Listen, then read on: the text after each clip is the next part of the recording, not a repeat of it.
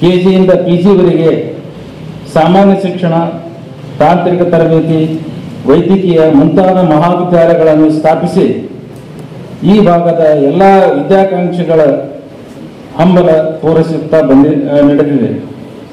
ಆದರೆ ಬಾಗಲಕೋಟೆ ಹೊರತುಪಡಿಸಿದರೆ ನಮ್ಮ ಭಾಗದ ಜನರಿಗೆ ಕಾನೂನು ಶಿಕ್ಷಣ ದೊರೆಯುವುದು ಗಗನ ಕುಸುಮವಾಗಿತ್ತು.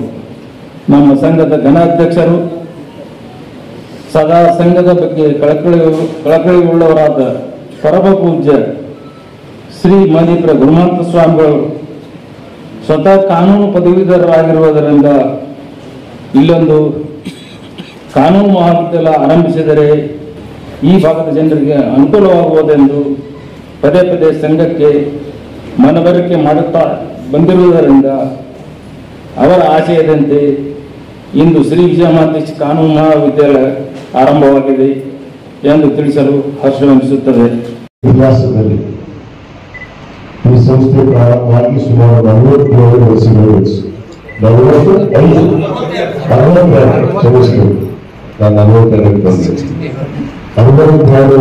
ವರ್ಷಗಳನ್ನ ಇವತ್ತು ಈ ಸಂಸ್ಥೆ ಪ್ರಾರಂಭದಿಂದ ನಮ್ಮ ಪರಮ ಪೂಜ್ಯ ಲಿಂಗೈಕ್ಯ ವಿಜಯನಾಥರ ಆಶೀರ್ವಾದದಿಂದ ಮತ್ತು ನಮ್ಮ ಮಾತಾಜೀವಿಗಳ ಅಧಿಕಾರರು ಡಾಕ್ಟರ್ ಮಾತಾಜೀವಿಗಳ ಒಂದು ಆಶೀರ್ವಾದದಿಂದ ಪ್ರಾರಂಭ ಆದಂತಹ ಈ ಸಂಸ್ಥೆ ಅತ್ಯಂತ ಯಶಸ್ವಿಯಾಗಿ ಪ್ರಗತಿವಾಗಿ ಇವತ್ತು ಕಾನೂನು ಮಹಾವಿದ್ಯಾಲಯಗಳ ಇವತ್ತು ಪ್ರಾರಂಭ ಮಾಡಿ ಇವತ್ತು ಈ ಭಾಗದ ನಮ್ಮ ಎಲ್ಲ ವಿದ್ಯಾರ್ಥಿಗಳಿಗೆ ಒಂದು ಬೇರೆ ಬೇರೆಗಳಿಗೆ ವಿದ್ಯಾಸವನ್ನು ಮಾಡೋದಕ್ಕೆ ಬಾಗಲಕೋಟೆ ಹೋಗಬೇಕು, ಹುಬ್ಬಳ್ಳಿ ಹೋಗಿದ್ದಾರೆ.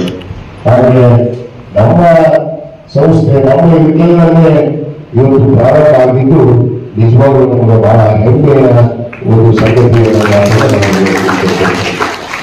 ಅಲ್ಲಾಗ ಬಹಳಷ್ಟು ವಿಚಾರಗಳನ್ನು ನಿಮ್ಮ ಮುಂದೆ ಹೇಳಬೇಕಂತ ಮಾಡಿದ್ದೀವಿ. ಯಾಕಂದ್ರೆ all advocates are not lawyers. All advocates are not lawyers. ಇಲ್ಲಿ ಯಾಕೆ ಈ ಮಾತನ್ನು ಹೇಳ್ತಾರೆ ಅಂದ್ರೆ ಆಲ್ ಇಂಡಿಯಾ ಬಾರ್ ಎಕ್ಸಾಮಿನೇಷನ್ ಅಂತ ಒಂದು ಕಂಡಕ್ಟ್ ಆಗಿದೆ.